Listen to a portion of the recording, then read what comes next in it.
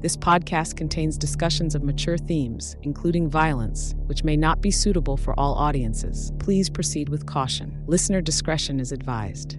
Thanks much. I don't want to scare anyone, but I'm going to give it to you straight about Jason. His body was never recovered from the lake after he drowned. And if you listen to the old-timers in town, they'll tell you he's still out there. Some sort of demented creature. Surviving in the wilderness. Full grown by now. Stalking. Stealing what he needs. Living off wild animals and vegetation. Some folks claim they've even seen him. Right in this area. The girl who survived that night at Camp Blood, that Friday the 13th, she claims she saw him. She disappeared 2 months later. Vanished. Blood was everywhere. No one knows what happened to her. Legend has it that Jason saw his mother beheaded that night, and that he took his revenge. A revenge that he'll continue to seek if anyone ever enters his wilderness again.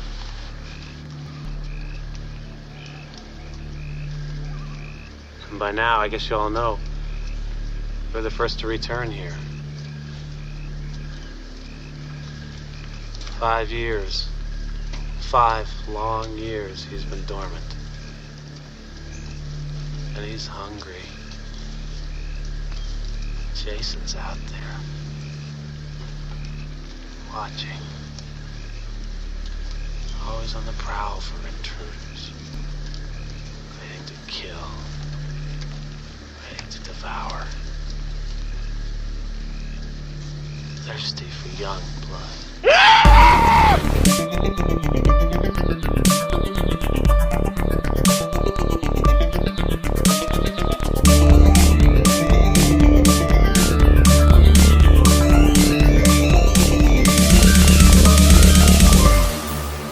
Welcome everybody to Dark Talk. As always, I'm your host Dan. I'm joined by my bros Paul and James. How are you guys doing?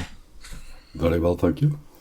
Yeah, all good. Good to see you both again. It's been a while since the last one we did. Well, all three of us. Yeah. People have been on holiday, people have not been on holiday. It's been crazy. Have you been, Dan? Yeah, good, thank you. Went to a festival last week, which was pretty cool. Yeah, all the way down in Kent, which is the opposite end of the country from me. Oh, is that the one you said to me? Oh, right. I thought you were at Download or something. No. Went to a festival called Made of Stone, which was about the 10th of the size of Download, but it was just so awesome. Less people was so much better. Yeah, nice. Yeah, does sound much better to me. So really, I only knew the headline act, which was Blackstone Cherry. I didn't really know many of the other acts. Sophie Lloyd, I suppose. And saw this band called Heat, H.E.A.T. They're like a Swedish metal band. They're like Chris Jericho's Fozzy, but like way better. Yeah, nice. Fozzy as shit. Yeah. So I like Fozzy. But yeah, the Heat. So they've been my like earworm for the past like 2 weeks now. I've just been playing them constantly. Love them. What about you guys? I've just come back from Italy, so that was nice. I was going to say, yeah, you're looking a bit darker skinned. Do you know what? I catch the sun so easily. Check out my leg. Oh shit! It looks like you're wearing white shorts. I know. How was it? It was lovely. We were meant to go to Croatia, I think I've said on one of the previous podcasts, but we ended up going to Italy, which was lovely. We went to Salo. So inspired by you, James, where you went to Texas to see the Texas Chainsaw Massacre house, I was determined to try and find the house, or the mansion, if you say, from the film Salo or 120 Days of Sodom. Have you two seen that film? No. Oh, I wouldn't bother. If you want to see people getting bummed and people eating shit, then like literal shit, then I wouldn't really bother. But I thought, do you know what? I could go find that place. It'll be amazing. Like it's like quite a historical film, you know. In terms of extreme films, it was banned for a long time. However, so outside where I was on the lake, on Lake Garda, and Salo was like here basically. Anything outside of that is just mountains and forests. So I decided to not go venturing through the wilderness to try and find this place that I didn't know where it was anyway. It's hard to find. I couldn't find it online before I went. Romping through the Italian countryside. Yeah. But beautiful place, amazing holiday. Yeah, it was sick. Yeah, and nice. that's all I've been up to. I haven't really been able to watch many films recently. What have I watched recently? I was saying, because at the beginning of the year, my aim was to watch at least 2 films a week. So at the end, I would have watched like over 100 by the end of the year. But I've been slacking so much on watching films because I've been watching so much TV. But I watched Speak No Evil. What did you think? Oh, which one? Which version? The British version. James I McAvoy. did see there was the original. Is it a German version? The original one? Danish or German? Danish. Yeah. So- I saw that was on Tubi, so I was like, I do want to watch that. But then I wanted to watch it with Izzy, and we said we were going to watch the one with James McAvoy in for her sake. now. Yeah. The yeah. I wonder why she wanted to watch that one. It's weird. Because he looks in it is super hunky. I don't understand. He's fucking massive in it. Watch that. It was fucking really good, actually. I didn't really know what to expect. I've seen both. They're both really good. Really good. Yeah. I haven't seen the original, but I've seen the James McAvoy one, and I really liked it. So Yeah, it's good. it was because I was kind of thinking, because I saw the German one, and then it was like that thing where people, like the funny games. It's like an exact remake from the original. Yeah. And then people say obviously the original is like better, but then I was reading reviews online after saying that everybody, well, not everybody, but like people think that the remake is better than the original. Speak No Evil. So. I also watched Wicked with Izzy. That's her favourite film. It was like it made me feel like our dad, Dan, because like she put it on in the background. She was like, "Oh, watch it whilst you're cooking," and I was like, "Yeah, fine." And then I kept, doing that dad thing with like you come in and you stand there and watch it with your arms folded, and then you watch a bit. You're watching it reluctantly, and then you go back to the kitchen. Then you come back, and then you just like you watch the whole film standing up, basically. But I've got I'm really interested in like the lore of like Oz and stuff like that, and just how like he's like actually a pathetic man. It's so funny. I was talking to somebody this morning about Return to Oz, which is just a classic film, that one. We should cover that film. Yeah, definitely. Dark as fuck. From the 1980s, I think it's from like 1987, something like that. Oh, right, no. With Firuza Balk. Yeah. What is it, Return to Oz? Yeah. I remember probably about 20 years ago now, I got really into like the expanded universe of Oz because I was watching Lost, and the guy floats into the island on a hot air balloon. Henry Gale is Dorothy's uncle in the books, and I was like, oh my god, this is so symbolic. Lost is so good. I remember when you were telling me, oh god, I think who were you speaking to at the time? When you were outside Spoons one night? Don't recount this story, please. Why not? No, I've started, so I'll finish. And I can't remember who you were talking to, but it was like season 3 of the finale of Lost, and whether it was rumoured to be the last one or not. And you were like, I can't believe the best TV show in the world is finishing tomorrow. It wasn't that.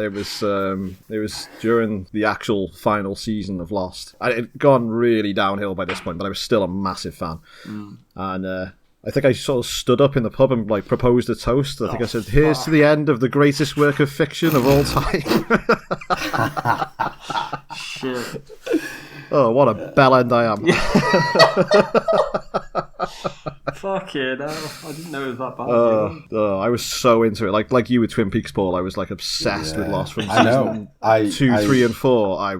I remember being in the pub every weekend and all you spoke about was Lost, and I didn't watch it, and you and a couple of other people, well, everyone that was there except for me, we were just talking about Lost, and I was just like, calling each other brother and stuff, and I was just like, fucking hell, I can't wait for this to die out. One another pipe, brother, and all that shit. It was fucking dead show. Hey, you leave Desmond alone. Funny you should talk about Lost, though, because when I was on holiday, I downloaded a Lost podcast / documentary. It was like an hour and a half of the whole history of Lost, and I listened to it while I walked to the shop for beers. Was it any good? Yeah, it was alright. I mean, that's pretty much a dream job, isn't it? To like move to Hawaii for 6 years to work on the most popular show of the time. Imagine getting that offer. It's all like it's all shot so fucking well as well. Like it's all shot on like proper film camera. It's not shot digitally. Yeah. And, that's just so good. It's so high quality. Yeah. I think the the guy that greenlit the pilot, like the CEO of whatever network it was on, because it cost so much, he got fired instantly. Like, but then it turned out to be this like huge hit. But they never hired the dude back. Fucking hell, I will say though, Lost is responsible for endless J.J. Abrams films where you don't see the monster. He's got this obsession with like having a film with a gigantic monster that you don't see till like the last bit. Was it Cloverfield, Super 8? I like the fact that you don't see stuff. You see War of the Worlds, the Steven Spielberg one. You don't see that until like quite late into it, do you? I really like that film. It's fucking well good. There's a new, is it a new film or a series with Ice Cube, War of the World? Keeps being advertised to me. Yeah, look it up. He's got like grey hair and grey beard. He looks pretty cool. No. There was a War of the World series that came out in sort of 2020 sort of time. Oh yeah, Disney with the Plus. With what's his name? Gabriel Byrne. Yeah. Yeah, and that was really good, but that didn't have like the tripods. That just had like these robot dogs from Black Mirror. Basically. Yeah, that was a really good show. That was. Yeah, I did watch some of that. I never finished it actually. Yeah, I think they did 2 seasons of it. Yeah. Speaking of things that we have watched, though, I did have a full day of sci-fi films while I was drawing, because sci-fi is like right at the top of my list at the moment. So I watched. I won't run through them all. I'll tell you what they were, but I won't run through them all. So I watched Passengers. I watched Arrival. Is Passengers the one? Interstellar. With who's in it? It is Chris Pratt. Chris Pratt and Jennifer. Chris Pratt and Jennifer Lawrence. Yeah. Yeah, and, I watched that. Yeah, Izzy made me and watch the it. What Welsh do you think guy. of that? Yeah, I love sci-fi. I love anything that's just in space. You know, I watched Sunshine as well. You know, and 2001: Space Odyssey, and love Sunshine. Just had a full-on sci-fi day. Speaking of Sunshine, when I was listening to your House of Wax podcast, you just gone to see 28 Years Later, Dan. Paul hadn't seen it, and we were waiting until the three of us were together again to talk about it. So I'm not sure if I've just opened up a can of worms there. Or... Yeah, I was going to start talking about the film we're actually here to cover, but let's talk about 28 Years Later. Just put a spoiler warning on for 28 Years Later, and let's have a 5-minute chat about it. Why not?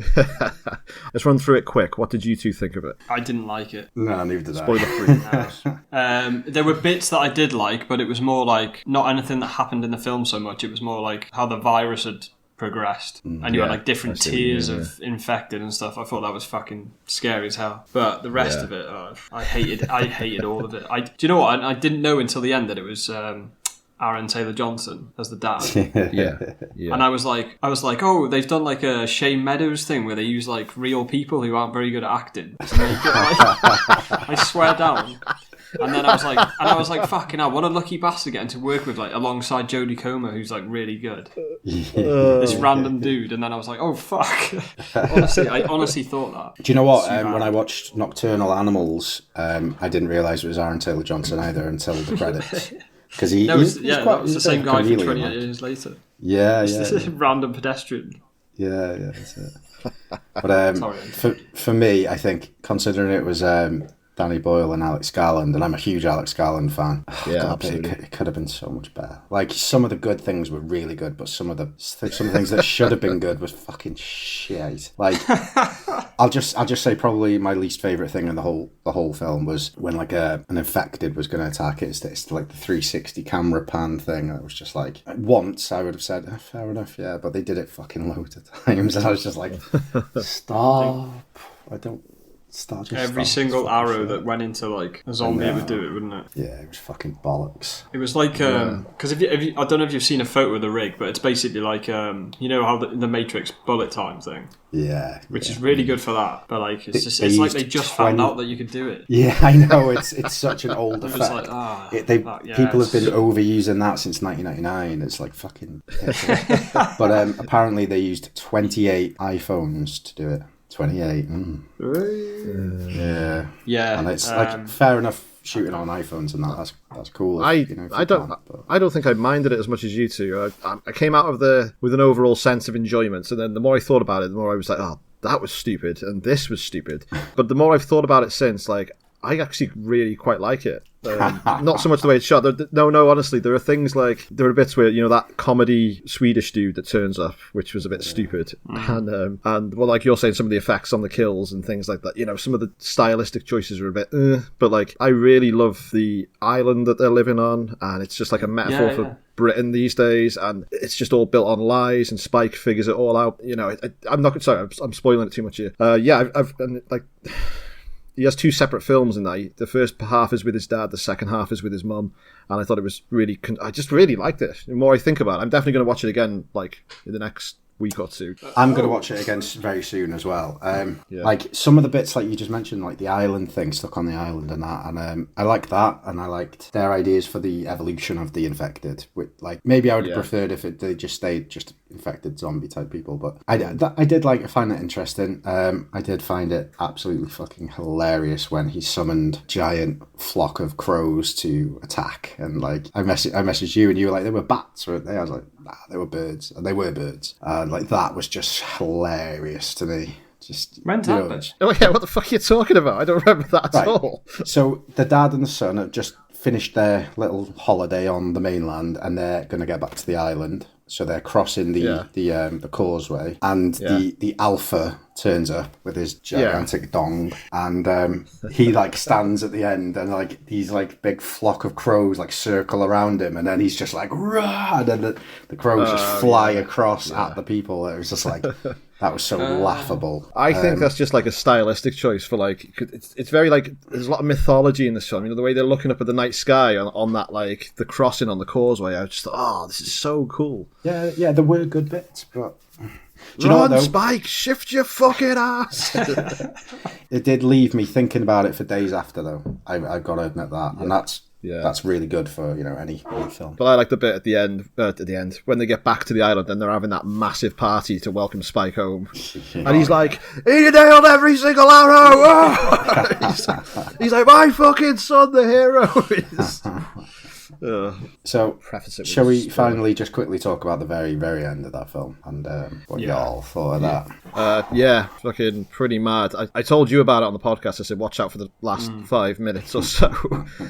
And then I was in work and I was just going on my break at like 12:30 midnight. I had a text. I was just about to like have a little doze, and Paul texted me. He was like, "The fuck was that?" Because you were watching it, like live updating me. I was like, "I know." Yeah, I didn't like because Izzy's mates in work, they were like, "Oh, like the last 5 minutes is fucking weird or whatever." And then like when it happened, I was like, sick. Fucking Jack O'Connell turns up in it. I didn't even know it was him. Oh God, I don't even know. I don't know. I was like, what is going on? And then somebody told me, they were like, oh, it's Jimmy Savile if like the infection had have happened. And I was like, but it happened in 2000, like where he was still like 90 then, wasn't he, or something? I don't fucking know. It's kind of odd that these young kids would look back at Jimmy Savile and bring him up as a hero, start idolising him, because he's before my generation, So so for them who are younger than me to think, but I guess we'll see in the next film. So maybe they found like some Jimmy Savile videos or something. But the point was, it's that because the outbreak happened before everyone found out what Jimmy Savile was. Well, not before everyone, because a lot of people fucking knew. Before he died, and it all got revealed that it was never revealed that he was the monster that he was. So these people are. So that was like their point, and it's like I don't know if they thought they were being clever. Fucking hell! Yeah. I don't know. It's a very bold thing to go for, and it kept me thinking, like, did they really just do this? Like, I don't often think that about a film. I was like, oh my God, is this real? It was. But I do think there's a lot of criticism towards Britain and British culture in this film about just the whole film is just like a state of modern Britain, like we're an island isolated from the rest of the continent and we're all just dead xenophobic. And there's like a picture of the Queen up on the island, and everyone's just all these flag shaggers. Oh yeah, and the stories that they tell and the lies and get back to Blighty and all that shit. Oh, Blighty. I never really thought about it that way, actually. That's a good point. So, right, should we get to work? We've shot the shit long enough. Right, Dark Talkers, let's talk dark. Gents, we're here tonight to discuss Friday the 13th Part 2, released in 1981, directed by Steve Miner, the man that wrote Halloween. Starring Amy Steele, John Fury, Adrian King, Walt Gorney, and Steve Daskowitz as this mysterious bag-headed killer. Those first three names are like made up fucking Streets of Rage names or something. Can you say them again? Yeah. Amy Steele and John Fury, yeah, just Streets of Rage players. Yeah, so guys, when was the first time you saw this film? What are your memories of it? So the first time I watched this film was actually last night. Wow. I've never seen this the full way through before. I've obviously seen clips from it and stuff like that appears in other films. Yeah, and actually I watched it with Izzy as well. So I'm slowly winning her round. I don't know how I got her back after watching Manchester Morgue or whatever. But she was like, oh, what time are you watching your film for your podcast? And she was like, I'll watch it with you. I was like, really? I was like, I promise it'll be good. So yeah, we watched it together. And halfway through, she was like, oh, I've got to go to bed, but I'm really enjoying this. So, it's good. But yeah, first time watching it last night. But there were a lot of bits in it that I remember from clips, obviously, that are in, like, I think it's the beginning of Friday the 13th Part 4, where they do the recap of everything. Yeah, so I kind of knew who was going to die. Clipped. And all that stuff. Yeah, so this film is clipped so much for other films. Yeah. Especially that campfire scene where they're all toasting marshmallows. Yeah. But yeah, first watch. Nice. Paul, what about you? So I've mentioned it before, that summer where I watched like a fuck ton of horror films. I watched it then. Yeah. It wasn't one of the earlier ones that I saw. I think 6 was the one I go on about all the time. Jason Lives is the one that I was super familiar with. But yeah, I saw it in that summer kind of thing, and I think I've seen it once since. And then I saw it again last night and today for the probably like third time. But with my mature eyes, I have seen it again, and yeah, we'll get into what we think about it. So I saw this. We were big fans of Friday the 13th growing up, as we've said on this podcast before. But this was the only one we never owned, and it was the only one we'd never watched. So by the time I got around to watching it, I think I was like 18. So I was long done with the franchise. I just stuck it on. I thought, oh yeah, pretty good. Yeah, get to see Baghead Jason, see all the clips I've seen in other films, and that was it. Never thought about it ever again. Until I watched it about last week to write my notes. Well, last week, a couple of weeks ago to write my notes. And I watched it again this afternoon just to refresh myself, yeah. So, gotta say, very underrated part of the franchise, this. That's what I thought. I was like, going into it, I was like, oh, is this going to be like really bad compared to the rest? But fucking hell, like, it's fucking really good. Yeah, really good. But we'll get into that. We'll go into it, yeah. Okay, so the film begins cold open to an entire street of Addams Family looking houses. And there's a girl, and she's singing Itsy Bitsy Spider, but you just see her feet, and she's dancing in the rain. And yeah, her mother calls her in, and we get another more like sinister set of feet wandering around, just dun-dun, as the killer steps into this puddle. James, how would you rate the shoes in this scene? I knew you'd be asking this, and I have made note of the shoes. There are a lot of close-ups in this. Nice brown shoes. Not too wide. Yeah, pretty good. Functional for the type of man that's wearing them. Absolutely, yeah, I think so. Now that you say the type of man who's wearing them, that was actually played by a lady. Was it? That was a woman in the shoes. One of the thoughts that did actually go through my head, this is fucking mental, but like I was watching it, I was like, how the hell, like, they've got the shoes right there, but they got them so wrong in every Halloween film. But yeah, I don't know. So the camera like pans up to this one particular house, and this house is occupied by Alice returning from part 1, and we get a long extended flashback scene where Alice is dreaming about the the absolutely mental night that she had at Camp Crystal Lake 6 months ago. Just basically it's just like a recap of the final stretch of the previous film, you know, all the Mrs. Voorhees highlights, and especially the beheading. Yeah, the one thing I thought about this whole like opening sequence and stuff like that, it's filmed so differently to the first one. It's almost filmed like it reminded me a lot of like Black Christmas. There's a lot of point of view shots, and even when she's in the house on her own, you know, she's like dreaming, she wakes up, she answers the phone to her mum, she has a shower. It's just all filmed like, I assume, on a Steadicam, and he's like following her through and stuff like that. It's just so different to the first one. It's creepy as fuck, I thought. And it's the first time we've seen an urban setting in the film. We've seen the town before of Crystal Lake, but everything's just been in the woods and the camps. This is the first time you see, I assume it's some kind of city that she's in. Yeah. Some sort of neighbourhood. So, James, you just mentioned the Steadicam. So, you know, The Shining. Yes. Stanley Kubrick used a Steadicam in that film for a big chunk of it, maybe all of it. And before then, people hadn't been using Steadicams anywhere near as much or at all. So maybe because this is like a year after that Shining came out in 1980. Yeah, well, so this is 81, I think. 81. So this would have been in production while The Shining was like big, you know? Yeah. So maybe they took that choice. They were like, fucking hell, Steadicam is really cool. Let's use that in this. Yeah, like the next big thing that's coming. I'm wondering though if I don't know what the budget was for this or anything like that, but if they would have had the money, because obviously the Steadicam was brand new, and Kubrick could have got whatever the fuck he wanted. Yeah. I'm wondering if they had, but you're right, like the shots are steady enough. It doesn't look handheld like Black Christmas. So Alice has got some massive PTSD from that night, as would anybody have, and we get the first jump scare of the film when Alice just sits bolt upright like the Undertaker and screams at the camera, "Ah!" So it made me jump. I was like, "Ah!" That was another I good did thing watching genuinely this as lol. well. Yeah, like watching this as well, because all the kills and jump scares and stuff, because I've not seen it. Yeah. And I was watching it actually late at night. I was actually scared. So it was good. Yeah. Alice gets a phone call from her mother, who is checking in, but Alice is just not very grateful about it. So yeah, we get 5-6 minutes of Adrienne King doing what she does best in a Friday film, which is just wander around aimlessly around the apartment for a bit. Just like the first movie, she goes in the kitchen, she goes in the shower. Yeah. I hope she never listens to these podcasts. The enemy of the podcast, Adrienne King.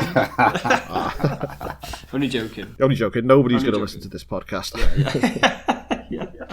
Yeah, so her shower is interrupted by a second phone call. This call spooks her because the caller hangs up and Alice is an absolute nervous wreck anyway. Slow dread music plays. Alice begins to clock that something isn't quite right, and she walks into the kitchen. She notices the windows open, correctly arms herself, and we get this cat jump scare where somebody in the crew must have absolutely launched that cat in from outside, because it comes flying in. That is not a cat that is jumping, that is a thrown cat. It's like, That's what we were saying when we were watching it. Izzy was like, "How do you reckon they like train that cat to do that?" I was like, "Train." And then the shot after it is like the cat like being thrown onto the table. This franchise does not have a good track record with animals, does it? First it was snake murder, now there's cat launching. Oh shit! Yeah. I wonder if it was the same wrangler on set. He was like, "Oh fuck, not again." Like, that cat's lucky he didn't have a real machete. Yeah, so Alice breathes a sigh of relief. She goes to get herself a cold beer from the fridge, and inside is the disgusting severed head of Mrs. Voorhees. And it looks like some sort of like voodoo shrunken head thing. It's all like rotted and like withered and like dehydrated, and it's like staring up at her, and she fucking screams the house down. Yeah, it's fucking gross. Very famous, probably the most famous scene of the film, I would think. That is. I would say, yeah, because that's used in everything from later on. Yeah, true, actually. Yeah. And then we get I didn't know she was going to die at that point. No. So it was like, when it happened, I was like, "Oh!" Like a genuine, like, jump scare. Oh. Yeah, are they going for the psycho shock like they did in the first film? So Annie died in the first film when you weren't expecting it. Now Alice is in this one, and they killed her off in the first 5 minutes. Yeah. So the guy from outside sneaks in and drives a spike into the side of her temple, which kills her. And with that, the entire camp crew from the first film were all dead and gone. And this was because what's her name? Alice King? Adrienne King. Adrienne King. My bad, Adrienne. This was because of her stalking thing, wasn't it? So she didn't want to come back to do the whole film, because like I think they originally planned her to be the Laurie Strode final girl. Right, okay. Possibly. Oh yeah, she was getting stalked in real life. I heard it was the other way around. I heard they convinced her to come back, and she turned up on set, and they were just like, "Yeah, so this is your death scene," and she was like, "What?" I heard different, Daniel. I heard that this was. She agreed to come back and do this bit just to send her character off, but it was because of the stalking thing. She didn't want to be an actress anymore, didn't want to be famous anymore. So yeah, I think it's kind of a shame after everything she went through in the first film that they bring her back and she just dies straight away. I think you probably could have just left this scene out, I suppose, if you... I hate it when they do that. I do it in Hostel 2, I think, as well. They go back and they kill like the main guy who like survived the first one. Nightmare on Elm Street is like infamous for doing that. Like, Yeah. the character will Yeah, survive the shit, film, and then yeah. they die straight away at the start of Like the a next nothing one. death as well. I don't like it. Because, like, I know obviously Jason is getting, like, revenge for her killing his mum, but, like, what? Like, would he go into a city and stuff like that? Like, how would he even get there? And Boat. Well, he's driving his mum's Jeep. I will be ringing boat. the screenwriter and asking him. You tell Steve Miner that he needs to write something Yeah. as good as Halloween. I suppose, like, Jason isn't really someone that's got, like, he doesn't have a nemesis like Laurie Strode. Well, I suppose he does have Tommy Jarvis later on. Yeah. But, yeah, I suppose I like the idea for the clean slate, and I suppose Alice wasn't really, like, an amazing protagonist. You know, we always said that Brenda would have been better in the previous film. But it just seems kind of spiteful to just write her out. Yeah, I think so. They did miss an opportunity. I don't know, it's kind of like a good opener to the film, though, I guess, in a way, because then it's like, you know, imagine watching this at the time and being like, would you have known it was Jason? Actually, yeah, they needed a link, didn't they? Yeah, Yeah, that's true. Yeah. Yeah, right. So, new cast. We meet Sandra and Jeff, who are... Jeff is the biggest... we have Kevin Bacon at home. Yo. They play... they're Sandra and Jeff, yeah. I was going to say... they play Jack and Marcy, but they're not. They're basically like this film's Jack and Marcy. The shagadelic, shagaholic couple that just cannot stop banging. Yeah, we meet Ted, who's the joker of the crew, and he has the truck towed when they park up to phone him, and he pulls around the corner, and they're like banging on the window. He's like, "Hey, asshole, that's my truck!" Yeah. So Ted is funny. the Ned of the first one, right? Yeah, but he's like infinitely more funny than Ned is from part one. Ted is actually makes some very funny jokes, and he's like, he's just like he's such an awkward looking gonk. Later on, when he's in the bar, he's like, "I've collected these beer bottles." He says that guy was like, "Is there any places open later?" The old man's like, "Yes." Like, oh. Yeah, and he does tell some funny jokes, which we'll get into a bit later. But the one that he tells later on, I've been telling that to every single person I meet. I've been like, "Hey, guess what? What's brown and sits on the piano keys?" What is it? What's brown and sits on the piano keys? Beethoven's last movement.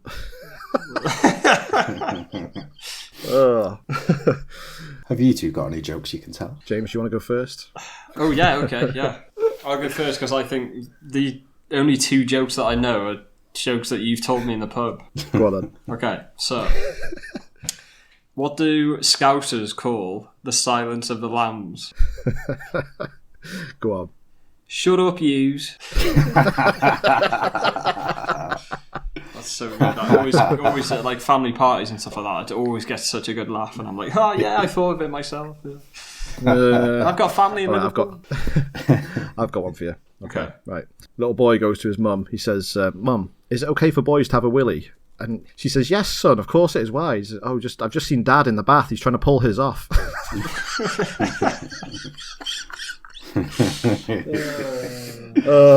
Well, the Swiss flag, that's a big plus, isn't it? Yo. No. Paul, have you got any? Yeah, I got my favourite joke. What's worse than two women running with scissors? What? Two women scissoring with the runs.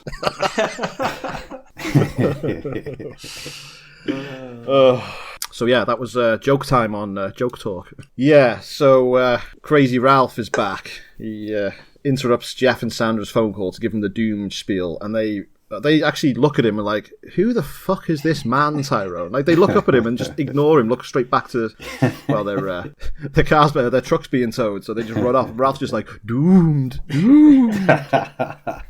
He looks good. What do you think of Ralph in this film? Like, he looks like he's been working out. He's done like a few different roles. He looks good. I know he's meant to still look a bit crazy, but I feel like he's a bit I more just find the whole- serious in this film. Less crazy and more serious. yeah. Yeah, he's like looking around mysteriously thinking, yeah, he's not acting crazy, he's just looking like he knows something's going on, you know. Like, He's speaking crazy, but he's not acting crazy. right, so these guys are camp counselors. They are not going to Camp Crystal Lake. They're going to the Packanack Lodge, which is on Crystal Lake.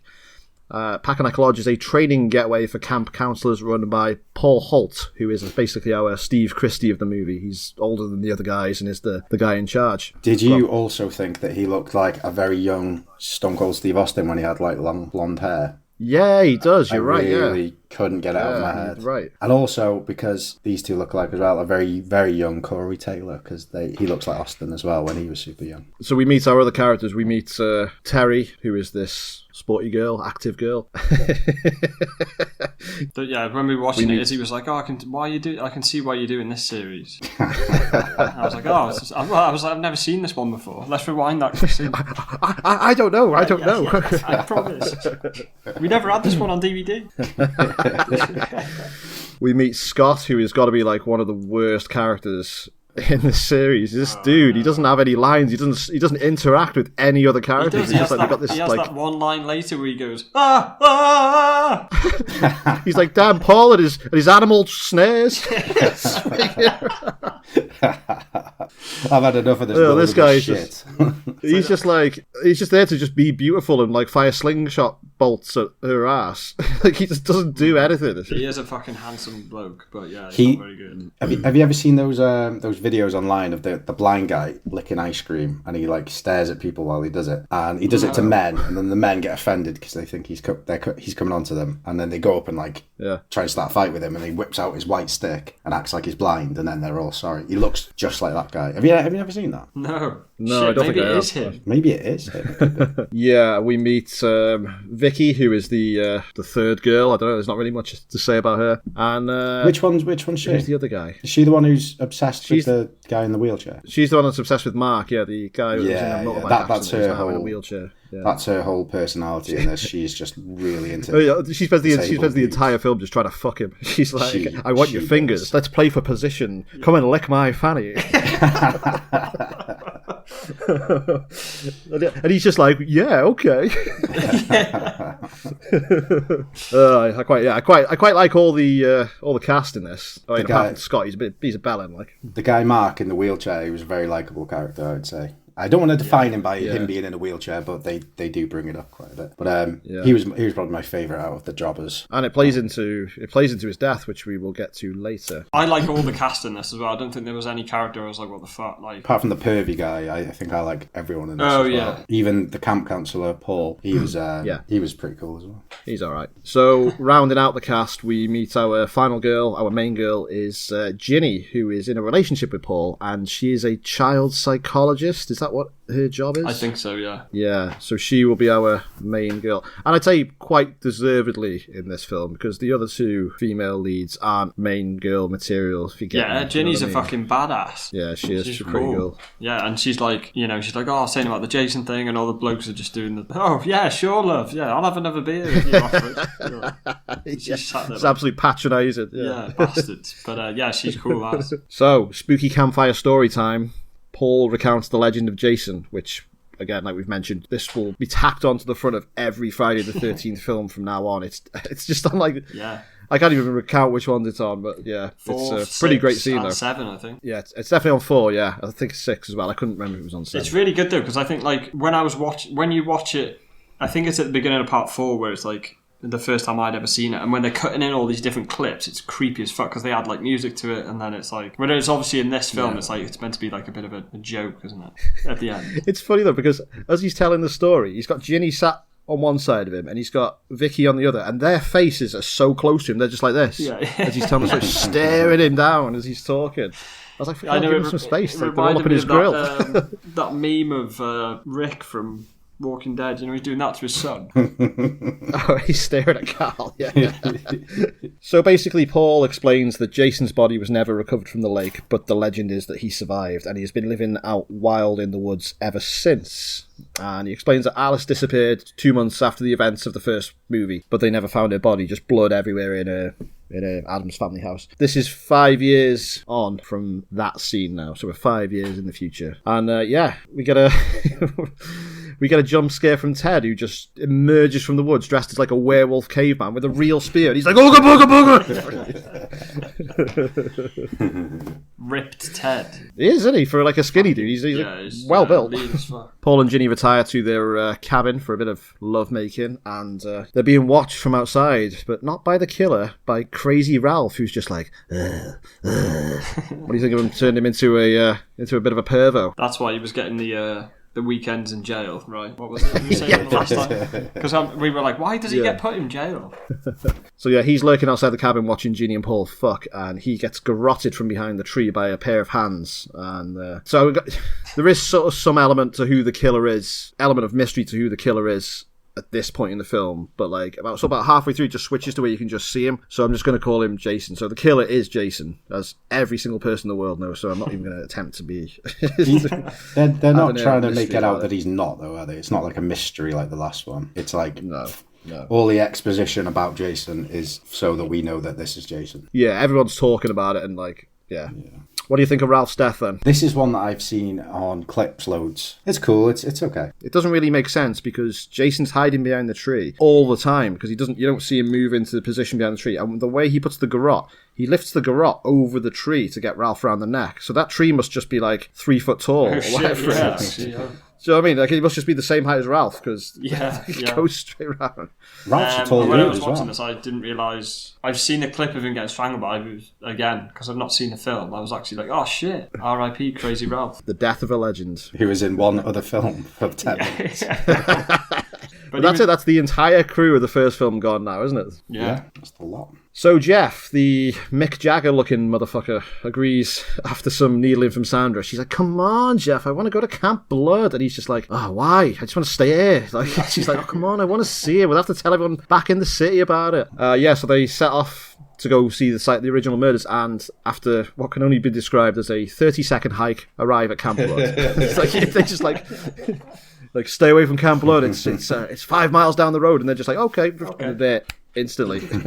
They see the thing of the dead dog, right? Muffins. Yeah. So what you think is muffin. Well, yeah. So this is So I think it is Muffin because, I mean, come on, the dog looks exactly the same as Muffin, and that dog breed cannot be native to those woods. I mean, there isn't like dozens of them running around in the woods, just like... but that Muffin's returns at the end. Well, we'll get into that. With the same boat. Ooh, So Terry's dog, Muffin, it even walks up to Jason, and it cuts away to the hot dogs. It's like...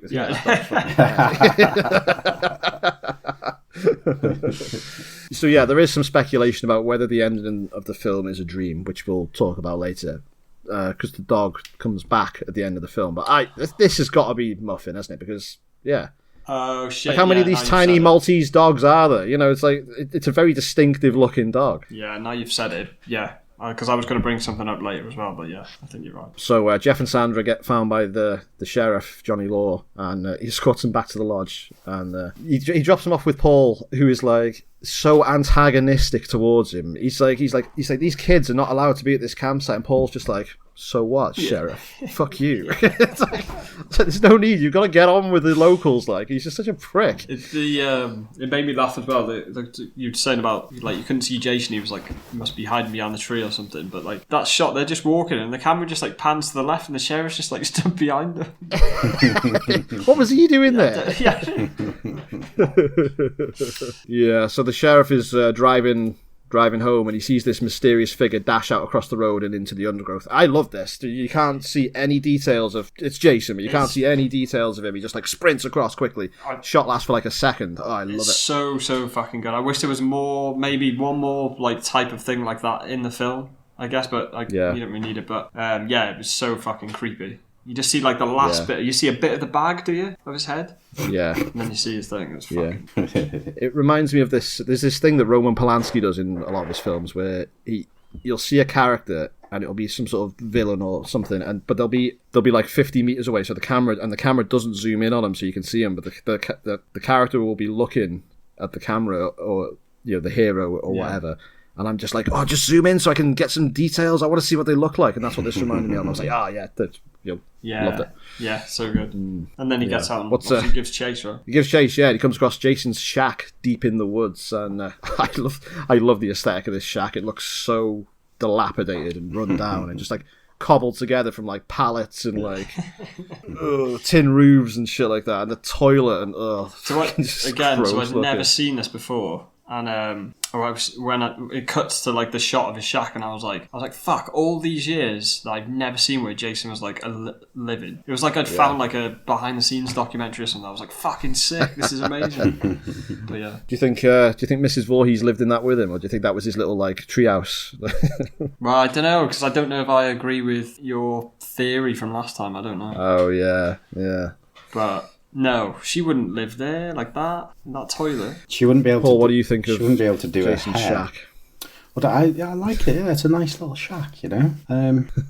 I thinking of like wood, like shacks in the woods and stuff. I had a podcast today actually about this in America somewhere. This child predator basically was just before he went to court. He disappeared and he spent 3 years, I think it was, in a shack in the woods that he had basically built while it was all leading up to it, and he just disappeared into it, and he had solar panels and all sorts of stuff. He was in Wisconsin, it was.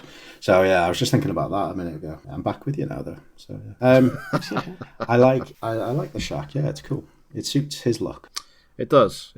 So the deputy, or the sheriff, whatever he is, he enters the shack without a warrant or probable cause, and Jason exercises his constitutional rights to defend his property by driving a claw hammer into the back of his head, which is looks pretty gross, yeah.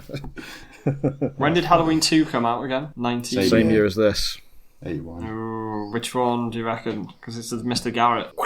Yeah. So, back at the lodge, half of the group drive off into town to get drunk, and they leave a skeleton crew behind to get murdered by Jason.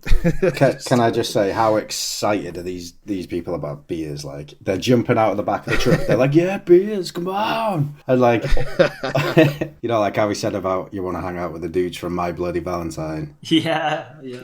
I wanted to hang out with these dudes having a beer in that cool bar. Yeah. Yeah, fucking hell. When that scene comes on, like when it's showing the bar and stuff, they're all dudes in the cowboy hats and it's just dead busy, and they've just got loads of bottles of beer. Oh. I know, I could just be there with them. Oh, it'd be so good. Yeah. Would you go if you were one of the counsellors and they were like, yeah, hell fucking yeah. I would hell yeah. I would have been there. I'd been first on the list. I'd have been like, Back at the Packanack Lodge, we get our first run of murders now. So Terry is she's out looking for a butchered dog.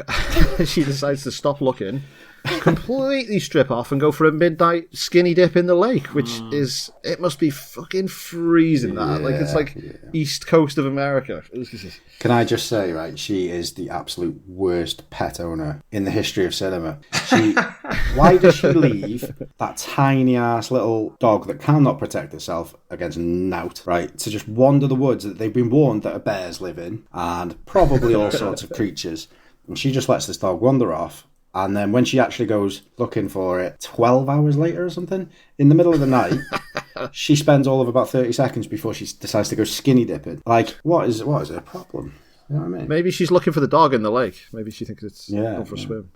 No, I reckon it was either the director or producer like, right, so I think what we should do with this character is... Well, we all know why this character was in this film, don't we? Legit, right? Yeah, it's for all the boys. I'm the director, so I've just come up with this new scene where you have to take off all your clothes and I have to film you.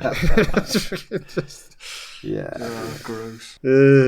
I fast-forwarded this scene, just so you know. Did you? Probably did, because you were with your What missus. scene are you talking about? Yeah, so Scott, the jerk, he hides Terry's clothes when she gets out of her What a midnight fucking dip. dickhead, And as she's chasing him, he gets his foot hilariously caught in a snare trap, and he swinging upside down like a gimp. He's like, whoa, whoa, whoa. Like, that is one powerful snare trap to, like, lift him up and, like, hoist him, like, he goes friggin'... So I was thinking, like, how does it work? So he stands within it. How does that work? Yeah. Does somebody have to pull it now?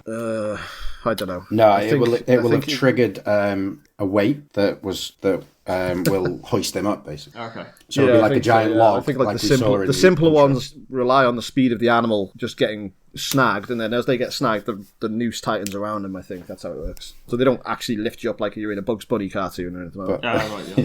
I got it. Terry goes to fetch a knife to cut him down, and before she can arrive with her knife, Jason arrives with his knife, and he cuts Scott's throat. Yeah, Terry returns, discovers his body, and she gets the lame Steve Christie death of running straight into the camera and going, ah, and just cuts away. But there was like all that. I had to rewind this. These were both shit.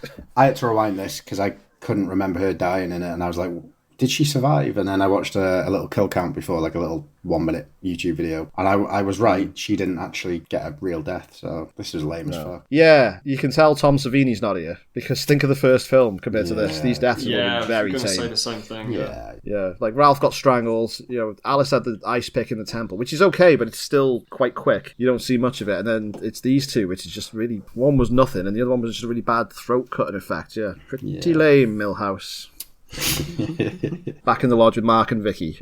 Vicky, like I've just said, Vicky spends the entire film trying to just get on him, and he's absolutely clueless. So they eventually agree to meet up to have a shag in... Well, they meet up to have a shag. And she goes back to her lodge, right? And she takes off, like, this black underwear that she's got on. She puts on this, like, pair of brown granny pants and this big, thick Argyle sweater. And she's like, oh, yeah, sexy. What? I know. Obviously, Izzy said the same. She was like, what has she put on? She looks like a nappy. Like a brown nappy ass. And then obviously the director then is also like, right, I think you should get changed, and then I want you to stay in them and then go outside and bend over to get something from the car. Who did direct this? Steve Miner? Yeah, this isn't even as bad as these films are going to get, because when we get to part 5, that is particularly gross with its like views on women. Fucking hell. Does she go first? No. She doesn't go first, does she? No, she doesn't know. So Mark is like horny as fuck. So he goes out looking for her. He's like wheels himself outside, and he's like this slow. This is really tense. I really like this because he's just weird. He knows something's wrong, and you can't hear or see what's going on. And the camera's behind him, so it looks like someone's sneaking up on him. And then it cuts to the front of him, and you see that there's no one there. And then it's back behind him again. Yeah. And I was thinking, where does Jason come from in this scene? And this arm just comes wanging in from off screen and just like cleaves his face in two. Like, and he goes back down in the wheelchair and he goes down these steps, and it's just so good. It's so good. It's amazing. Yeah. What a shot! How they got that? Best, for me, best death in the film. It's fucking so brutal. Easily, yeah. Favorite death of the franchise so far, because it's just the way. I don't know if it's a dummy or a stuntman, but it's just the way his body's just like flying down the steps like that. It's like, and like he doesn't come out of the chair. The chair doesn't like sort of tip over. It like wheels itself all the way down. No, I wonder if they were filming it being like, oh yeah, like just chuck it down, body will start rolling down, and they just kept going down. Because I think it like it's going down. I think it like crash zooms and like just does it go to white or something? Yeah, sort of like it sort of freeze frames on it and then just like lightnings out. I'm glad someone brought this up, right? Because I couldn't think of where to bring it up. But I think it's about 3 or 4 times in the film that it cuts to white and just like zooms in like this white, just pure white image. And I was watching it in bed on my laptop with my laptop screen, like you two can see now, this far away. And I got fucking blinded every time it did that. And I was so annoyed. I was like, it's weird. I wonder fucking stop. If it's like a callback to the first death in the part 1, you know, the counsellor gets killed before the credits roll. You know, the two that are having sex, and then she goes up and kills the guy, and then she like looks at the camera and goes like that. You know? Oh, the flash. And then the flash and white. I don't know if was it like a trendy thing to do back then. I don't know. So our next death is a 2-for-1. So Jeff and Sandra, who are just finished fucking, are lying there post-coital, having a nice time, just relaxing. Jason picks up that spear that Ted was waving around earlier, and he joins him upstairs for a bit of a double penetration. Bastard. Nice. Yeah. What did you think of this stuff? I think it was cut. So he spears Jeff and Sandra right through the middle, right through Jeff's back, and it goes through Sandra as well. I think it was cut. There was more there, but the actress that played Sandra was actually underage at the time. She was only 16, I think. This is what I was about to show her nudity. They were supposed to have a full frontal nudity sex scene. I think they did film it. Yeah. And then they found out she's actually underage, which is horrifying. Yeah. And then they cut it. But then they cut the double penetration spear, so they didn't get an X rating or something like that. Maybe. To help with the ratings, basically. So instead of doing like... I saw a picture of it, what it was supposed to look like as well. It looked pretty cool. But that's what it was supposed to be. But they had to cut it and change it slightly for the ratings and all that shit. Yeah, it's a shame, because I think this could have been a really impactful death. Probably would have been like quite an iconic one, but as it looked when I watched that, it's nothing really. So Vicky comes back to the lodge wearing her stool brown panties. And, she discovers the bodies, and she goes to there's a lump under the covers. She goes to take the covers off the bed, and before she can, Jason rises up out of the bed. It looks really scary. It's a POV shot of him with the bag on his head with the one eye hole cut in, and this is the first proper full look we get at him. That fucking shit me up big time. Obviously didn't know it was coming, and I was like, oh, she's going to see dead bodies and stuff like that. And oh fuck, it was good. I also, when Jason, when he kills the people with a spear, I was wondering, he looks at the mask, doesn't he, and then takes it off, and I was like, imagine if they'd have gone with that being the Jason mask, that wolf thing or whatever. Yeah, I know. Yeah, I thought about that. Yeah, but that would be the origin story how he found the mask. But and then I was like, imagine him sitting up in the bed with that wolf mask on. It's like the mask from Crash Bandicoot floats around. Paul, what are you going to say about Vicky's death? Oh, I just didn't like it. It was shit. Because it's just so it's the POV hand shot, and you can see it. He's got a bruised nail. Apparently that was because he did it on set or something. But it's the left hand going in, and it's in focus, and she's out of focus. And as it gets closer, she becomes in focus, and the hand goes out of focus.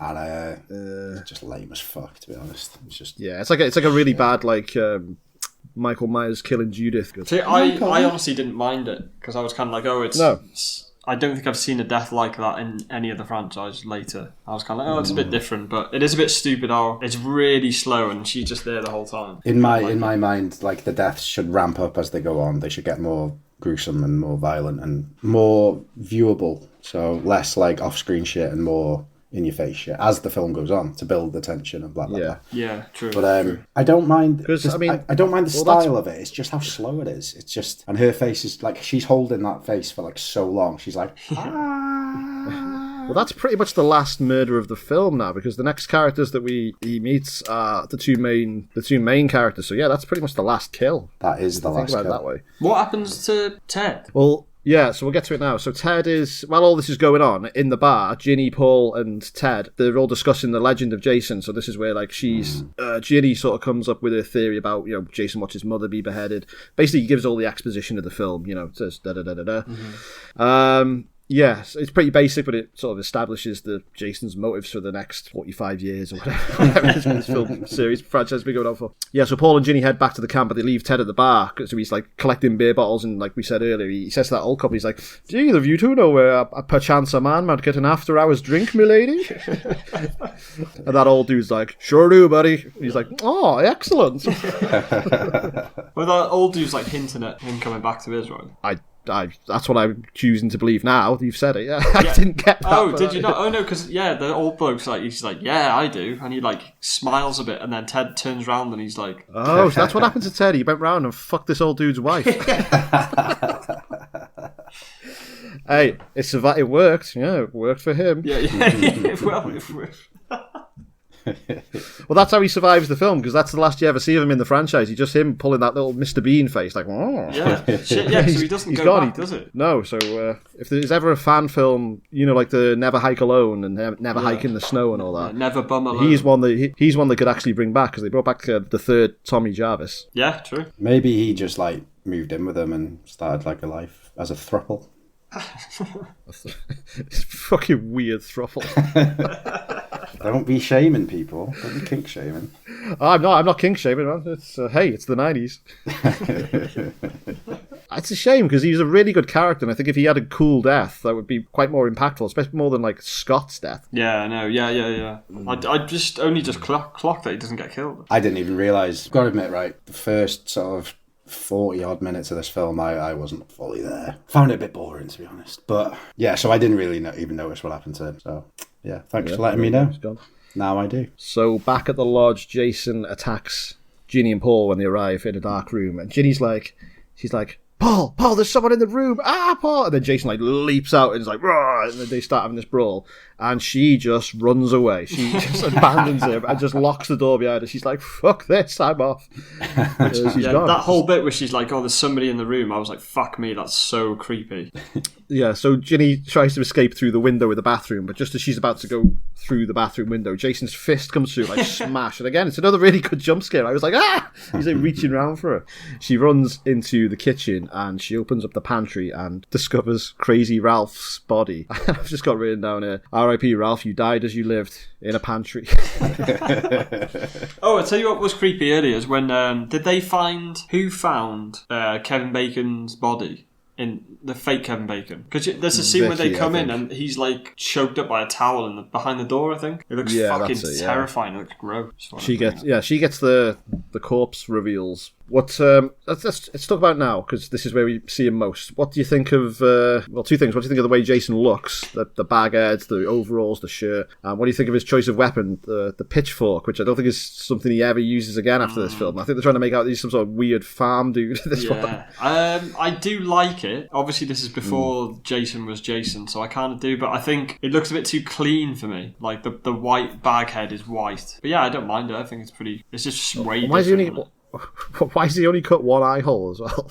He can only see I assume he eye. can't see out the other one, right? Yeah. Oh, yeah. He's deformed, isn't he? Yeah. So, my opinion of this, Jason, I really like the look of this. I like the bag head. It's like a mushroom head video. I've said that before in a different pod. Yeah. But it's got that aesthetic, that like sort of scarecrowy, fucking weird aesthetic. But I didn't know this until today when I was looking up a bit of trivia, that it's basically ripped off from another film called The Town That Dreaded Sundown from 1976. And I googled it. I've seen it. The killer wears the exact same costume, but he's got two eye holes. So it's a true story, that as well. I've seen the film. It's absolutely amazing. Is it? Great film. I've heard of it. I've never seen it. I'll watch it. Really good. I'm going to watch it as well. It was on Film 4, I must have watched it like 20 years ago. I just stuck it on, and I think it was like a quarter of the way in, and I was just hooked on it. I was like, oh my god, this is so good. But yeah, it's absolutely a rip-off of that killer. There's a remake of that from Phantom 2014, I think, if I remember correctly. Oh yeah, that's the one. Yeah. But yeah, I do want to watch what you're saying about Jason. That was it, really. He's just his costume is basically copied from a different film, so you can tell that they didn't really know where to go with him.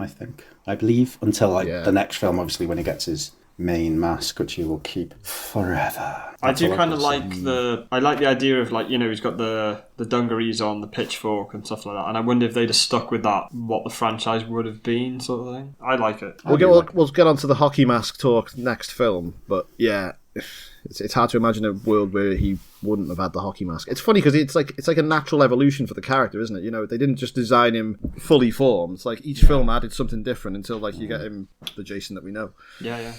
I remember seeing this for the first time and being like, what the fuck, Jason didn't wear a hockey mask all the time? And it really confused me. And I still get those feelings today, you know, when I think about it. I still get slightly confused by it. But as you just said, it's just natural evolution. They didn't know where they were going with the character. Yeah. And this was the idea for this before they filmed it, before they made the film, was like it was going to be an anthology anyway. So maybe they just had an idea of having a big hulking killer on that very, very date. I do kind of like, now that you've said it's like natural evolution, what am I trying to say? I like the natural evolution of it, because it's like, I guess if it was a true story, that would kind of happen as well. So we get this extended chase sequence where Jason is basically chasing Ginny all around the lodge, and I think this is shot really well. It's really scary. He chases her outside, chases her around the car, she ducks down, chases her into the car, he puts the pitchfork through the roof, reaches in, smashes windows, she runs. This reminded me a lot of the game, you know, Friday the 13th, the game. I think they really caught the spirit of this chase scene in that game. Is that what it's like, is it? Yeah, it's a lot like that. There's a lot of running around from Jason, and Do you play as Jason though, right? You can play as Jason, So Ginny is hiding under the bed while Jason stalks around looking for her, and she sees a rat while she's hiding under the bed, and either she or the rat piss themselves, which clues Jason into the fact that she's under the bed, or someone's under the bed. And Jason pretends to leave, but he's still there, and he's like stood on top of this like dresser.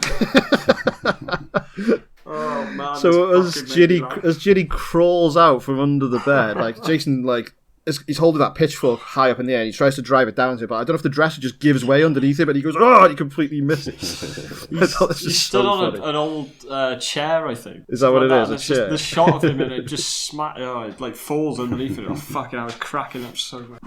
Because I don't think you should ever see a killer in like a situation where they look stupid or something like that, you know? Because it just makes them not scary. I think it's okay for Jason in this one because he's just meant to be this sort of like weird mountain man, woods living. Yeah, I guess so. Like, but I mean, imagine if it was Michael Myers doing that, like tipping it off.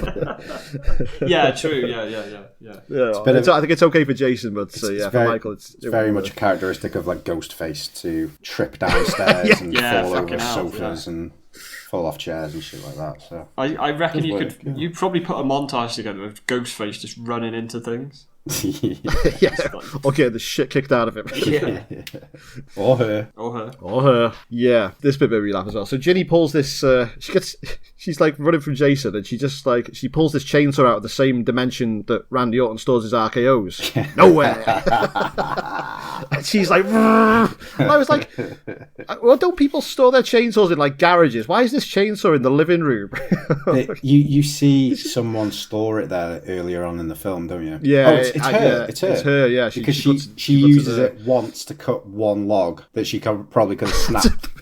And then she gives it to Ned or Ted or whatever his name is to put on the barbecue. And then she quite clearly walks up and stores it, closes the doors, and then that's ready for later on. It's one of those Chekhov's chainsaw. She knew it was going to happen, so she's like, I'll just put this here for later when Jason comes in. It's one of those wonder if that will come into play later on kind of moments. Oh, it's just like she's put it there just in case she needs to get up in the middle of the night to do a bit of chainsaw, and just better cut some logs. 1 a.m. But I need to cut one small log again. It's like the spear though as well. That's put perfectly in place for later on as well. Like when he's finished being a menace in that costume. Yeah. So Ginny runs out of the house and she finds Jason's cabin, which you would assume from how far the cop ran earlier that it's like deep into the woods where no one ever goes. But nope, it's literally right next door to the Packanack Lodge. It's like in the same post. It's literally just across the way. Same postcode. To be fair, it might be one of their old cabins. I doubt it, but maybe. Actually, there's no way that cabin's passing any fucking health and safety check. Yeah, like it's like Camp Krusty on The Simpsons. Hey kids, here's your cabin for the weekend. Fucking yeah. I think I'm going to die, Bart. Oh, we're all going to die, Lise. I meant soon. Oh, so did I.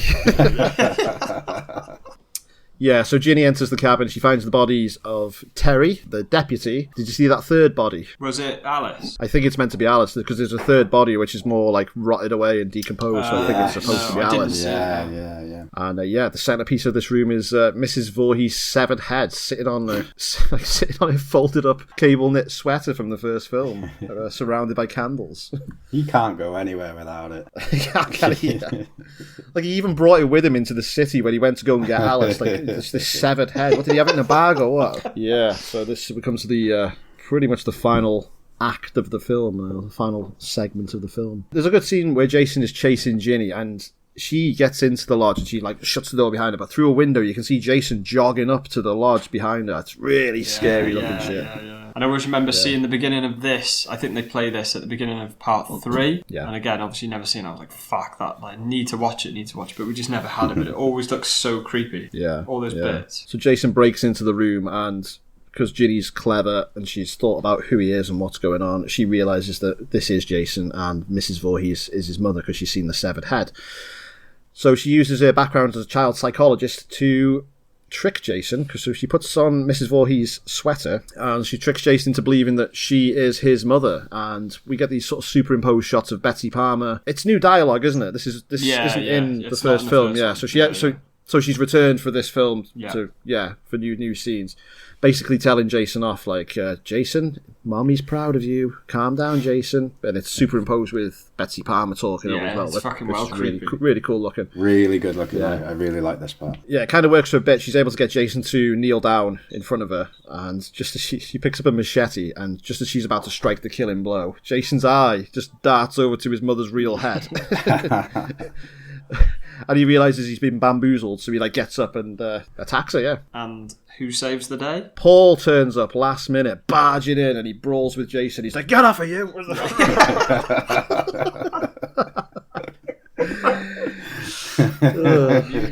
Yeah, while the two are brawling, Ginny's put on such a good performance. She fills up her spirit meter and she summons Alice's spirit and she gives the run-in Mrs. Voorhees strike to Jason, but she doesn't quite get it right. She doesn't get all of it. She gets him right deep in the shoulder. It goes right in. It goes about 6 inches down into it. I love that shot where you can see his eye and he's like, through the bag. He's like, looking around. It's fucking creepy as fuck. And then you see all the blood.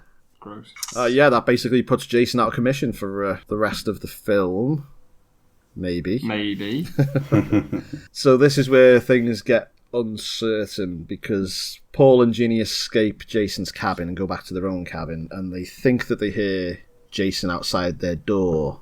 So they get ready to fight him. She's got the pitchfork and he's got the handle of the pitchfork, and they open the door and we see Muffin, Terry's little shitty ass dog from earlier. It's like, and that dog is actually grinning at the camera. It's like, oh. And it's like treated like a big relief. And then in true Friday fashion, we get a final jump scare when Jason absolutely comes Superman launching through that window. He's horizontal coming through that window, flying unmasked, and he's like, "Rah!" And he grabs Ginny and he pulls her outside. But you can see like all the scars on his face and his hair and shit like that. He looks cool. His hair looks fucking cool. Yeah. I think it would have been good if he didn't have the bag on his head throughout the whole film, I think. But you didn't really see him that much, And so it sort of fades to white, which blinded Paul, probably. No, it was the daytime when I was watching this part. So I was fine. Yeah, so it cuts to white when we return. Ginny's on a stretcher being carted into an ambulance and she's asking for Paul, who is nowhere to be seen. I think are they the final words of the film? Where's Paul? Paul? Yeah. Having to hear my name said so many times is like nails on a chalkboard. I'm not a fan of my name, but I hate hearing it. I don't know why. I just always have. And it's like every time I hear it, I'm just like... What about when Annie's singing it in Halloween? Oh, Paul. Oh, Paul. That makes me feel different feelings. Yeah. That one's okay. Yeah, so that's the last we see of Ginny. We don't see Paul ever again, and the bodies in the shack remain undiscovered for the time being, because the last shot we get of the film is the shot of Mrs. Voorhees' head with Terry's body, all the bodies lying around it. And the film ends there, so we don't find out for definite what happened to Jason, Paul, or indeed Muffin. What do you think happened to Paul? Film Paul? Ends. I don't know. What do you guys think happened here? I don't know. I think he's dead. I think Jason's taken Paul off into the woods or something when he's escaped or something. But then why would he do that? I don't know. Maybe he's just dead. I don't know. I mean, you could take the whole ending literally, where the dog Muffin is still alive and Jason did literally burst through the window at the end and attack them both, but for some reason left Ginny alive and killed Paul. That's one ending. Then it could be the fact it is a dream and she somehow just escaped the cabin. Paul died in the house earlier and the dog died earlier. I tend to believe the dream one because I still believe that dog that was murdered in the woods is Muffin. Yeah. I would say that it's probably meant to be a dream because it's just following on from the first one where she got grabbed out of the water into the water, and that was a dream. Well, we're supposed to believe it was. So it's just like an end dream kind of sequence where it leaves you with an open-ended question, so it can just lead off into the third, which they will inevitably make. But then it doesn't explain what happened to Paul, if he's alive or if he's dead. Because I tend to believe that he's dead, but then it wouldn't explain who killed him and what. So I don't know. It's just really open-ended in a very odd sort of way. There's so many different ways you could take it. Yeah. But yeah. Maybe he did a runner. That's what she said. Yeah, maybe he just thought, fuck this, I'm going. Because she left him when he was getting attacked. Maybe he thought, I am in a lot of financial mess after this thing. I'm just going to fake my death and do a disappearing act. I am going to get sued to shit after this. Yeah, so that's Friday the 13th, part 2 in the books. What did you guys think of this one? Personally, I wasn't a huge fan, to be honest. I only really remember the Jason Sackhead scenes, like from when I watched it when I was a kid, and maybe the other time I saw it. I didn't remember there being so much boring builder and like building up these characters who are just going to inevitably die. I don't know. I think they wasted a bit of time. I think it was mediocre, but as we've been talking about it, I thought, as I'm remembering it, I'm thinking, yeah, it was better than I gave it credit for. Maybe I wasn't in the right mind frame or mood for it. But compared to part 6, and I'm going to be a twat and I'm always comparing to part 6. It was good, but it was only good for me. Yeah. Sorry, guys. I think I'm on the same wavelength as you, Paul. It's like a good entry, but I was comparing it. So I'm trying to look at them and not compare them to like ones later than them. So yeah, I'm trying to do that as well. Yeah. So I think the first one is a million times better than this. I think the first one's got some really fucking creepy bits. I think it's a lot darker in a lighting sense. There were a lot of shots in this where there's people, I assume it's Jason looking through the window, and it's just so brightly lit, it's just not even scary. The deaths are way better in the first one. The characters I like a lot more in the first one. Yeah. I think because there's not as many. That's what I was going to say. I think the smaller cast makes it better because you're more invested and they get to pad those characters out in a smaller amount of time. Like in this one, we said about the guy who we never see again. There's a couple more that went to that bar that we never even see again as well. Yeah. I just remembered. Yeah, I think they were just unnamed background jobbers. Yeah, but they were part of the main camp people. Yeah, I think they should have cut it down to about 5 of them in the first one. Kept it to that, kept it more... Yeah, there's just too many people in it. So like comparing it to the first one, I think the first one's way better. I don't mind it. Like I watched it. I think what I liked about it was just like you see more of the town, I guess. Like they go to the bar and there's like a bit more stuff like that. But it was okay. Maybe 2.5 out of 5? What about you? I really loved it. Yeah, I just thought it was really atmospheric. I loved the chase scene at the end. I loved the characters. It was a really short, simple watch. It was just, I definitely now understand that I liked it more than you two. I will say that the gore was like really toned down, and that really hurt it. But otherwise, I thought this was a pretty solid thriller with like some good, like genuinely atmospheric moments. Definitely not as good as the first one, but really like this. Yeah. So I'd give it 3.5 to 4 stars. Bloody hell. There are a lot of bits I do like. I love the fact you see Jason's cabin. That whole chase scene, or that shot of when the sheriff sees him going into the woods, is creepy as fuck. Because if I was the sheriff, I would be like, fuck that, and just keep driving. Yeah. But there were some solid bits in it, yeah. And also, like, because I was watching it with Izzy and she had to go to bed. She came down this morning, she was like, oh, what happened at the end of that film? She was like genuinely interested in it. And I was like, oh, if you like that one, you were going to love part 4. But I think that she might actually find that one genuinely scary. But yeah. Paul, have you got any trivia for us? No. Yeah, I do. Of course I do. Fuck yeah, now. All right. Play the jingle.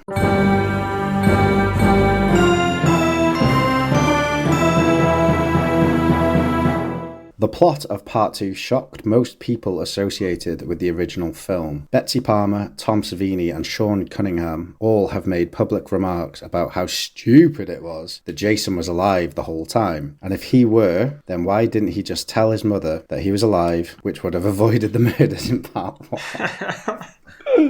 Because it's a film, fuck's sake. It goes back to my theory that like he did tell her and she found him and she's just a lunatic anyway, so yeah. Maybe this isn't even Jason, maybe this is just some random dude. Following the release of Friday the 13th, 1980, Adrienne King had numerous encounters with an obsessive fan which escalated into a stalker case, and she chose to retire from acting after this film. She later returned to the profession in 2010 with the film Psychic Experiment, which sounds shit. The first Jason scene in the movie is a shot of Jason's legs walking across the street toward Alice's house. This is the only time in the series Jason was played by a woman, Ellen Lutter, the film's costume designer.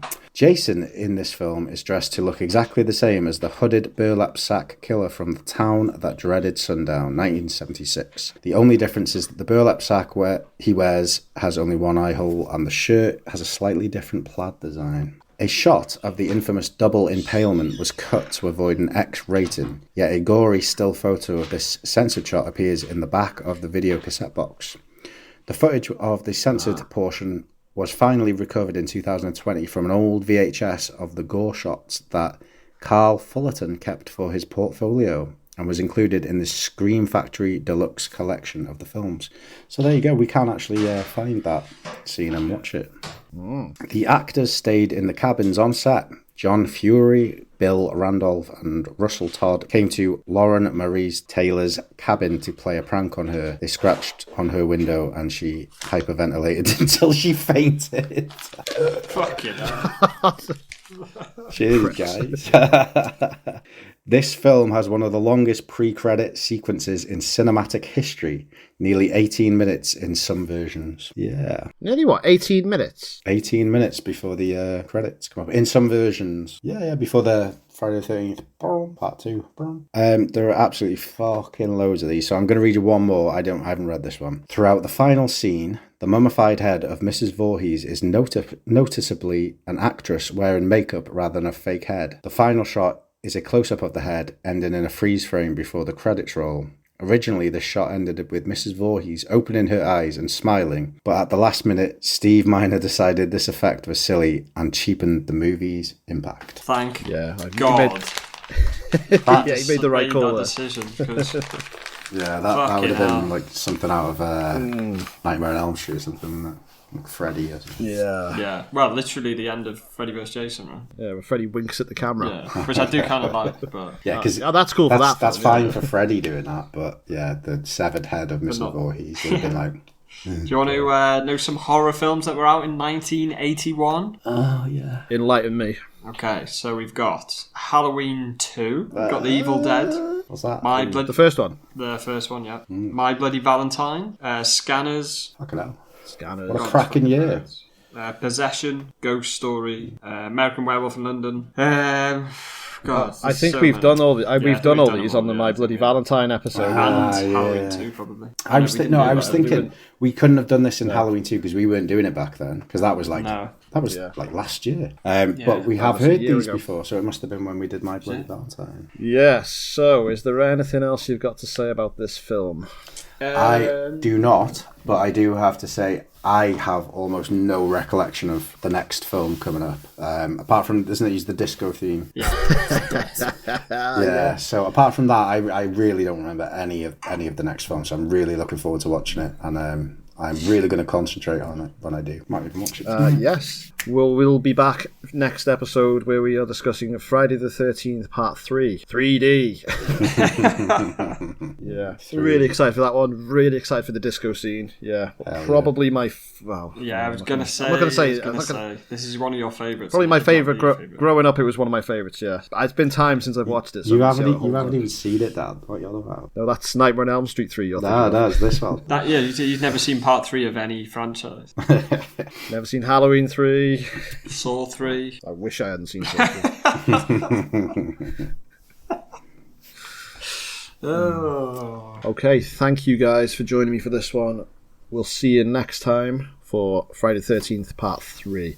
I'm Dan, that was Paul, and James. This has been Dark Talk. Goodbye and good night.